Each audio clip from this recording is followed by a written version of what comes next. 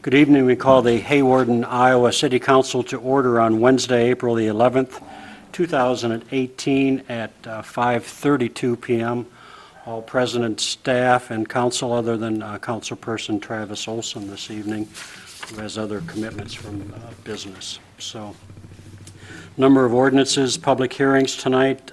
For those in attendance, if you wish to address the City Council this evening, you will have that opportunity on the standard agenda item number 1C. Okay. We'll start with the standard agenda item number 1A, approval of the March 28, 2018 City Council meeting minutes. You've had those in your packet. So move. Moved by John for approval. I'll second. Seconded by Jen. All in favor then of the approval of the March 28th, 2018 City Council meeting minutes, say aye. Aye. Those opposed? That passes 4-0. Next is approval of claims for payment from April 11th. You've had those in your packet. I'll start, please, to my right with Tim for questions. Okay. John, any questions? None, thanks. Jen? None. Rob? No questions. Hearing no questions, I'd entertain a motion for approval of the claims for payment. So moved. Moved by Jen. Is there a second? Second. Seconded by Tim. All in favor then of claims for payment, say aye. Aye. Those opposed? Again, that passes 4-0. Agenda item number 1C, open business from the community. Anyone wish to address the council? Pretty quiet back there. Hearing none, then we'll move on to the mayor's report. I was honored, along with quite a number of other folks from the community. I know Corey was there, and the wrestling coach was there to read to the elementary kids on Dr. Seuss Day. And just so you know, the book wasn't above my head. I got through it pretty well. But, pleased to receive this thank you from them. Dear Mayor Porter, thank you for taking time out of your workday to come read Oh, the Places You'll Go to the fifth graders on Dr. Seuss Day. You coming allowed students to learn more about you, an adult role model in the community, and your job, which they may want in the future. I hope they hurry up and get my age then. Many made a connection, which is important for them. Thanks again for your time. It's much appreciated, and you have a great impact, more than you know. Sincerely, Nancy Rulin and Andrea Anderson and Katie Martinez, and then if you're interested, all the other kids. So that's a wonderful thing to receive. Along with that goes a proclamation for the Week of the Young Child. This is, I think, as things are happening around the United States and the world to youngsters and our youth, this proclamation gets more and more important every year, I believe. So whereas We Care Inc. and Kittyland Preschool, Child Development Center and West Sioux Preschool, West Sioux Daycare, and Kids of the Kingdom, in conjunction with the National Association for the Education of Young Children, are celebrating the Week of the Young Child on April 16th to the 20th of 2018. And whereas these organizations are working to improve early learning opportunities, including early literacy programs that can provide a foundation of learning for children in Hawarden and Ironton, Iowa, and whereas teachers and others who make a difference in the lives of young children in Hawarden and Ironton deserve thanks and recognition, and whereas public policies that support early learning for all young children are crucial to young children's futures, I, Ricard R. Porter, Mayor of Hawarden, do hereby proclaim April 16th to the 20th as the Week of the Young Child in Hawarden, and encourage all citizens to work to make a good investment in early childhood. As I said earlier, this proclamation, as we are watching society change, even locally, young children are our foundation to what's coming up, and we can take a special note as citizens of Hawarden to become more involved with being neighborly and social, I believe, to the young folks doing social engagement, and older folks can be part of the foster grandparent program. So there's lots of opportunities as a citizenry here in Hawarden to assist our young people, and I would hope that people would take advantage of doing just that. My yearly plea, again, for picking up and cleaning both our homes and our businesses and our community coincides with the citywide cleanup. Twice a year we do this free for our citizens, and every year I plea that our citizens would help to clean up their own places and their businesses and maybe help with the neighbors. As Corey will tell you, and as Tom will talk a little bit later too about the citywide cleanup, we're going to make bigger efforts this year as a community and as a city to assist and to encourage people to clean up their places. So Tom will give you the time, and Corey will give you a little bit more information in his report about that. The Hawarden Community Foundation deadline for nonprofit applications is coming up quickly here on April the 15th. This is an excellent opportunity funding source for worthy projects. We want to thank and congratulate Oak Hill Assisted Living on their newest expansion. It's great to see their new addition, and we thank them for their commitment to our community. I'd like to encourage our city council members to read the Cityscape from the League of Cities. League of Cities also have valuable information that you can access from that organization. Also want the council members to know when the weather starts to cooperate. That might be in July this year, I don't have a clue, but we're going to start to kind of tour our city-owned properties again to get a feel for what the city owns and get a first-hand look at what we have, and then try to develop ways that we can improve our community, both from the city point and also from our community. And lastly, we welcome the West Sioux government class tonight. I think it's great that you're here to learn a little bit about city government, and we hope you learned something tonight. And I know from previous times that you need to come up and get pictures, so we'll let you come up like we do in the elementary kids. You can sit right in the chairs if you want. So thanks again for being with us. If you have questions of Corey tonight, or the city staff, or Mr. Pickner as the attorney, I'm sure they'll stay around afterwards to answer any questions that you have. That ends my mayor's report. We'll move on then to any council comments at this point. Okay. They're about like you. They're kind of quiet too. The staff won't be quiet because we'll ask them for some comments, and we'll start with Corey, please. All righty. Like you had already mentioned, we're talking about the citywide cleanup. Weekend of May 5th is when we're having that cleanup. Myself and all the other officers have been going out, and we're trying to be proactive this year and try to find any of the violations of the city code that are out there, and we will let you know as soon as possible. We plan on getting letters delivered to everybody that is in violation and give you ample opportunity to get that taken care of and participate in the citywide cleanup. It's a great opportunity to no longer be in violation of those codes. And anything we can do to help. If you don't know if it's a violation or not, feel free to give us a call. We'll help you out and try to explain to you if it is or not. But for the most part, that's going to be our big campaign as it starts to get nicer out, is to get the information out to people so they can take care of it. Because if everybody takes a little extra time and helps their neighbor and everybody else, like you had said, then it's just going to make Hawarden a better place, and I think that's what everybody wants. So. Good. And I appreciate your comments too, Corey, about you're not just going to cite them, you're going to work with them and, right, and give them the knowledge, and then we're going to give them the help to get. Yeah. Not only are we going to give them the knowledge, but we're also going to give them, like you said, that yearly opportunity to get it taken away for free. And that's a lot of times, a financial burden people have. That's why they don't do it. So now everybody's got at least a few weeks to know about it ahead of time, and hopefully we can get it rectified. Thank you very much.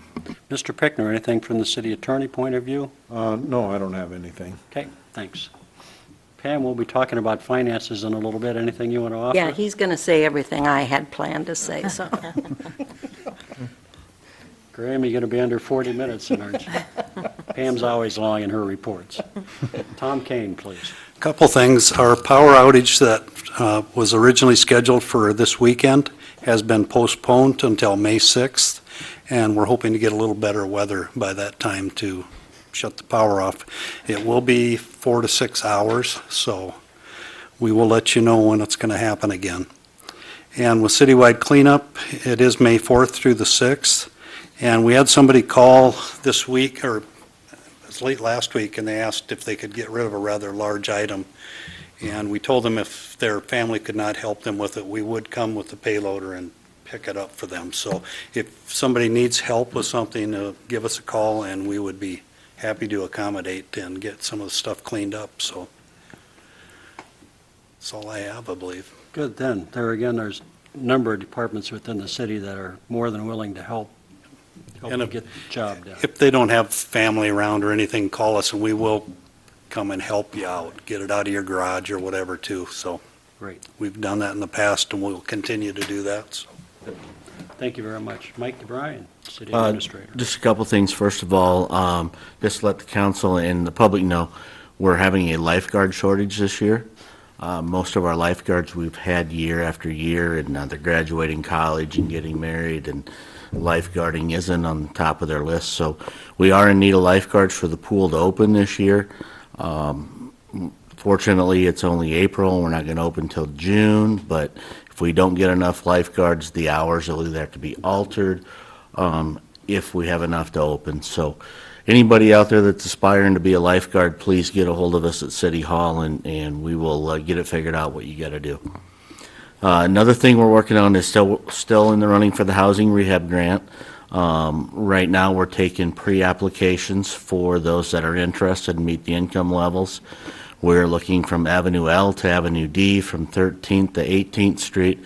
So anybody in that area that wants to fill out a pre-application, next council meeting we'll have a public hearing, and Kara from Northwest Iowa Planning will be here to do a presentation on it. So, and then the last thing is Tom's been working to get some bids on sidewalk replacement at the old City Hall, and hopefully maybe the first meeting in May, we can find somebody to kind of give us a tour of the building, who's ever interested, and we'll look at the outside. The sidewalks are really bad shape. Unfortunately, we own those sidewalks, so we're going to have to look at getting those replaced and fixed up. So that is all I have.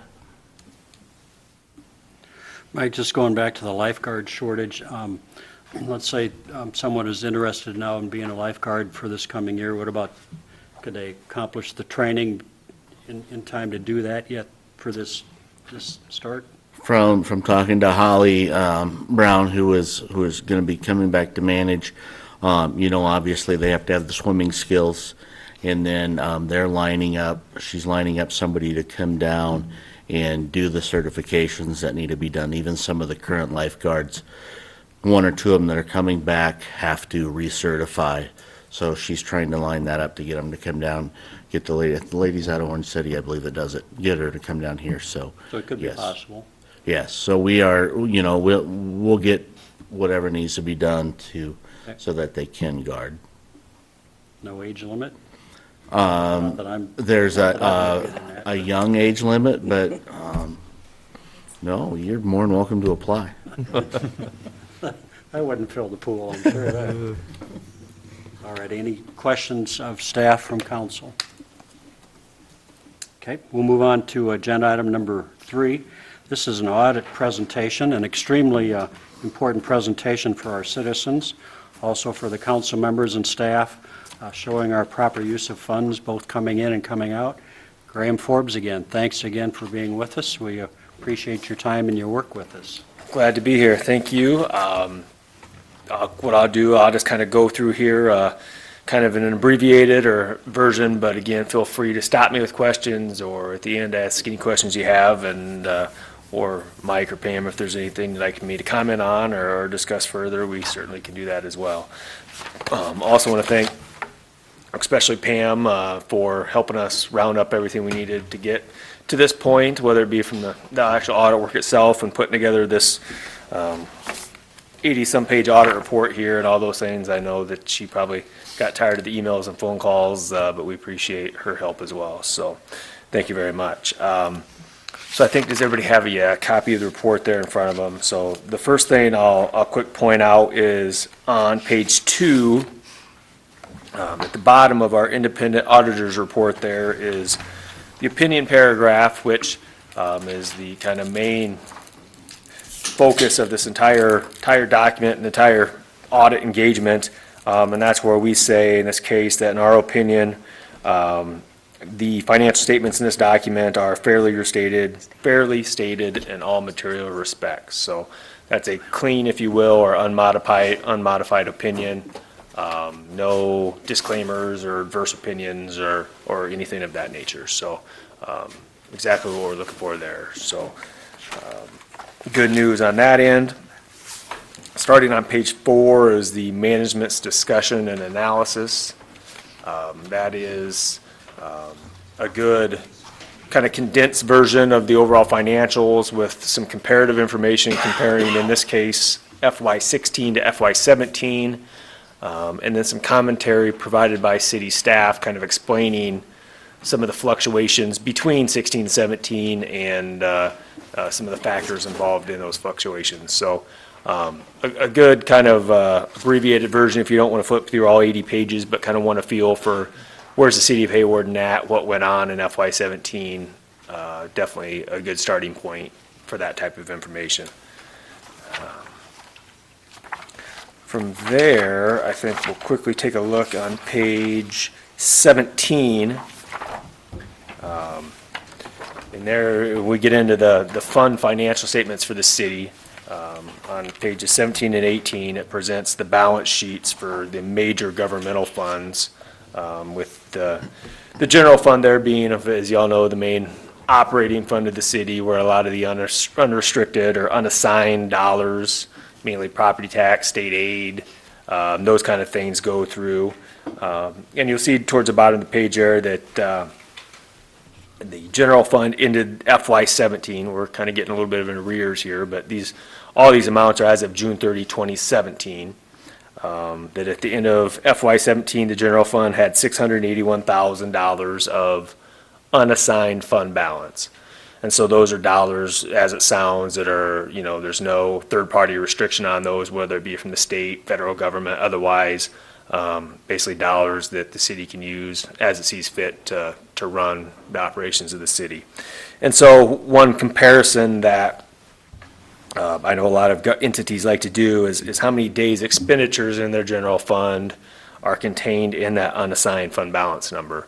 And in the city's case here for FY17, it'd be about 155 days, and that's compared to about 152 days at the end of FY16. So small increase, and that's, in the range we would recommend or like to see. We want to see enough cushion in that unassigned fund balance to where if there's a delay in a property tax payment from the county or state aid or something else is delayed for some reason or another, that there's not a cash flow issue or shortage of that matter. So so probably on the healthy end of kind of what we would recommend of unassigned fund balance in that general fund. So good news there. And then as we'll point out here farther, that balance is very stable with where FY16 was and where we have been. So good news there. And I'll kind of point that out on pages 20 and 21.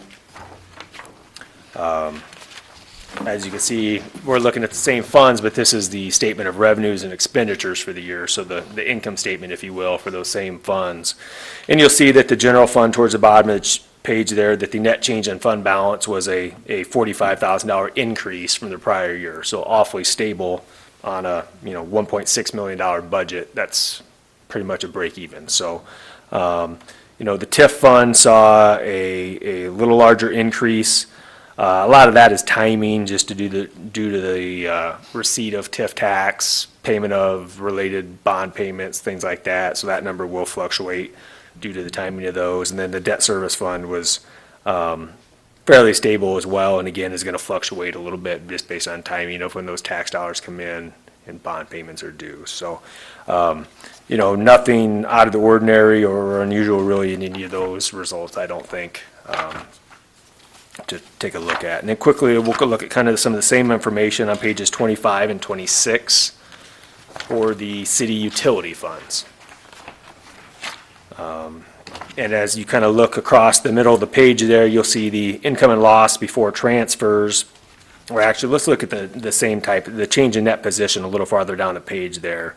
And you'll see, you know, in nearly every fund, the telephone and cable internet did have a little larger changes, but water, wastewater, electric, gas, all very stable. No big increases, but no large decreases either. So I think, you know, probably sticking to budget and maintaining a good, healthy level of fund balance in all those funds, and no unanticipated large fluctuations in any of those. So positive there as well, I think. Following that, starting on page 33 is the notes to the financials.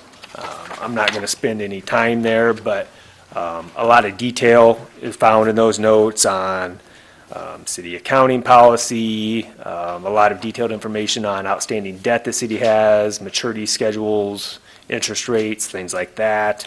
A lot of information on the city's net pension liability, which is just a lot of reporting on the city's participation in IPERS, and then a lot of detailed information on the city's other post-employment benefit liability, which is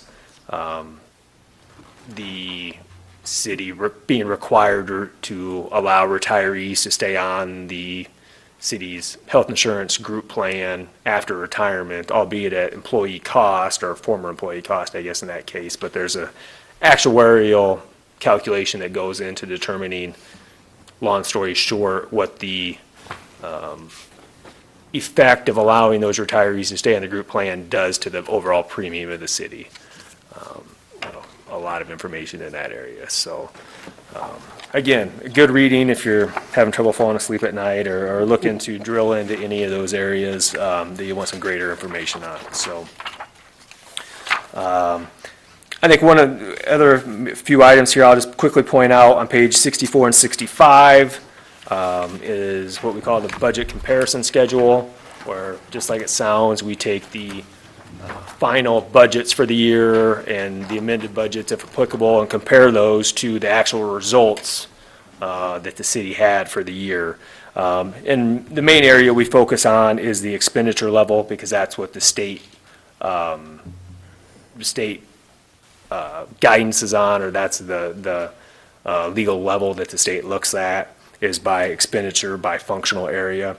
And you'll see in most of the areas, there were some slight overages, quite slight in most areas. With the exception of the business type activities line item, you'll see a pretty significant overage. A pretty simple explanation. As you know, the hospital is technically a budgeting entity of the city. However, when the FY17 budget was prepared, the expenditures and, as you can see, revenues up in that charges for services line and the revenue side were omitted from the city budget for FY17, which is causing those two very significant variances in those two line items. And I know that city staff, you know, we've talked on that, and I'm sure that's an item that will not happen again and be overlooked in the future here. So just wanted to point that out. Otherwise, behind that budget schedule is a bunch more information on the net pension liability, and then it goes into the combining schedules, where some of the smaller funds of the city are shown individually. So if you're looking to drill into, you know, how did some of the various capital projects funds or smaller special revenue funds, such as the road use tax fund or the local option tax fund, you know, how did those individually do during the year? All that detail can be found farther back in the combining schedules. But otherwise, you know, I think I'll stop there, but would be more than happy to answer any questions or discuss any items further that Pam or Mike or the mayor or anybody else, any of the other council members would like to discuss. I'd be more than happy to. thought it was good, again, in the, your schedule of findings that you found really no instances of non-compliance. I think that's important for the community to hear. I think we're doing every effort to be good stewards of their dollars. Yeah, a lot of the work and more all the time that's required by the auditing standard setters is on internal control and documenting and understanding what those controls are that the city has in place, all the way from the expenditure process to how funds are receipted to the financial reporting process and kind of all points in between.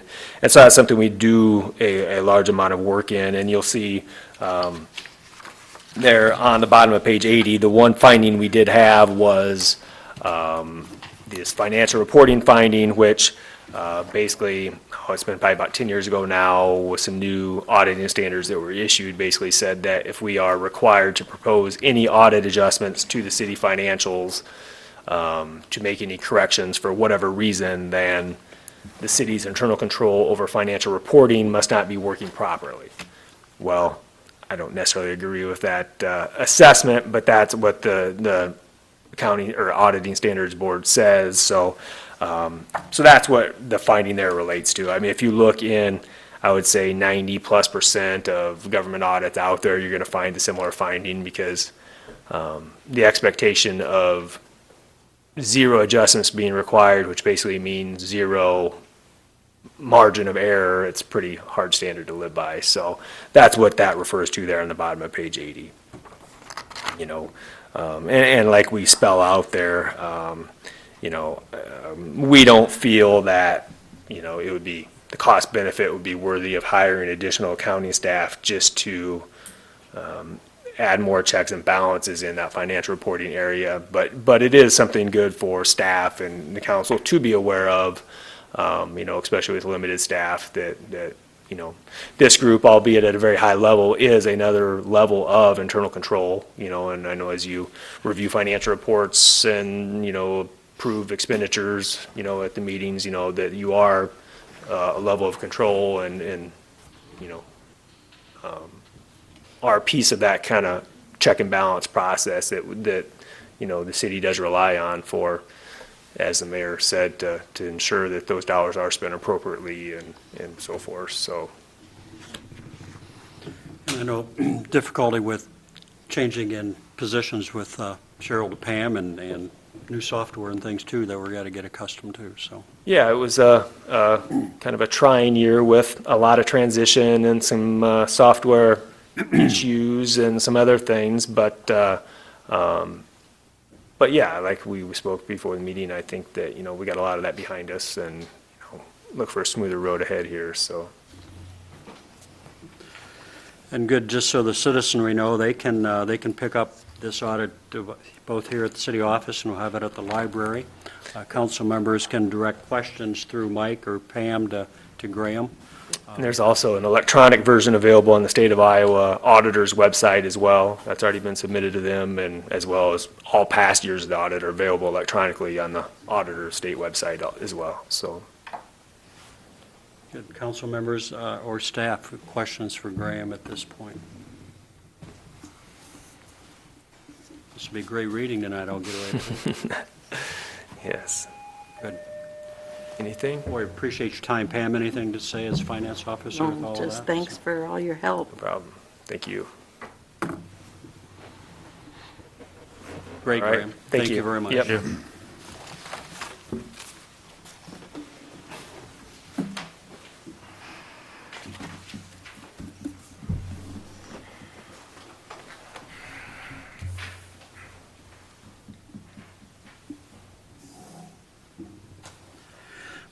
Excuse me. Agenda item number 4 would be the third reading of ordinance 702, amending the code of ordinances of the city of Hawarden by making it unlawful to host an event when the host knows of reasonably should know or underage persons have consumed or possessed with intent to consume a controlled substance or alcoholic beverage. Corey, some of these young folks haven't been here when we've done the first and second reading. Could you give an overview from the police department's interest in this, please? Well, sure. What this is a social hosting ordinance which would eliminate the possibility for these people to be allowed to have minors at a residence or a building to knowingly partake in the use of illegal drugs or alcoholic beverages.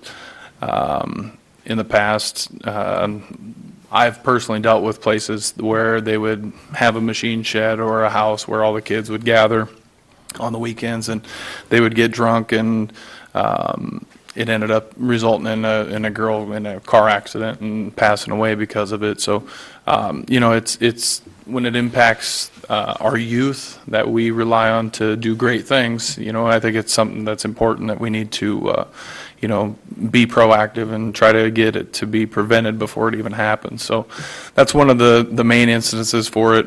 The other one is any avenue we can get in the way of for the youth here in Hawarden from using drugs. I think we have to follow that as well. It's my experience that people that associate with other people that use drugs tend to, at some point, maybe experiment with it, try it. Unfortunately, we've seen time and time again that some of those people become addicts and can never get away from it, and it's obviously not a positive thing for our community. So this is just another effort that we're trying to be proactive in making sure that all of our youth have good opportunities. Thank you. Also, just so you folks know, in this being the third reading, this ordinance has been brought up already at the last and the previous meeting prior to that, both for public comment and also for council and staff comment. So if this third reading passes tonight, then this ordinance will become a Hawarden law after we've got it signed. So any comments from council before we move on to the third reading of ordinance 702? Okay, and I entertain a motion for its approval. So move. Moved by John. Is there a second? I'll second. Second by Jen. Any further questions or clarifications? Being an ordinance, we'll take a roll call vote, please, for ordinance number 702. Feldhacker, Aye. Kurth, Aye. Clucky, Aye. Bergsma. Aye. On a 4-0 roll call vote, the third reading of ordinance 702 passes. Our thanks to Corey for bringing this to our attention and getting it on the agenda early this year. Agenda item number 5 would be a public hearing regarding the final disposition of public real estate property, 1020 Avenue I. Mike, you want to give us an overview before we get into the public hearing, please? This is a lot that we acquired several years ago, had a dilapidated structure on it. We acquired the property and tore down the house, so we do have some expense in it. Dwayne Bonham has made a written offer and a purchase agreement of $3,000 for the lot, and this would just finalize that sale upon payment and authorize him to purchase the lot. He's kind of giving you an overview that he'll come in for a building permit and put up some type of housing structure there. He wants to put in at least one, I guess he kind of calls them efficiency housing. It'd be smaller housing, one level. And if we get that rezoned to R2 at some point, he'd like to put more than one on that lot. It's a rather large lot, so there would be room on that. So as with any other project in building in Iowa, or excuse me, in Hawarden, they'll understand our building codes and follow those directly, and They'll have to follow our codes that we have with it. It's going to have to be like materials of the housing in the neighborhood and things like that. So there'll be standards that they'll have to follow in building something like that. okay. At this time, I would open the public hearing regarding the final disposition of the real estate property in 1020 Avenue I. Anyone have any comments in regards to this disposition of public property? Any comments from council? Anything from staff? Did you get any comments from the neighbors or anything? Does anybody, or do you ever do a proactive, just ask them what they think, or? I have not gone to the neighbors, but I've also heard no comments. I don't know if it's appropriate or not. I'm not really sure. Well, they've had opportunity. It has been publicized, so. Okay, Okay, hearing no comments, we'll close the public hearing, which leads us then to Resolution 2018-12, authorizing the final disposition of the property at 1020 Avenue I. Is there a motion for Resolution 2018-12? I'll make that motion. Rob, Second. thank you for that. Is there a second? Second. Seconded by Tim. A roll call vote then, please, for Resolution 2018-12. Bergsma, Aye. Feldhacker. Aye. Kurth, Aye. Clucky, Aye. On a 4-0 roll call vote, Resolution 2018-12 passes. Great to get property out of our hands into private hands to get something useful for it to become.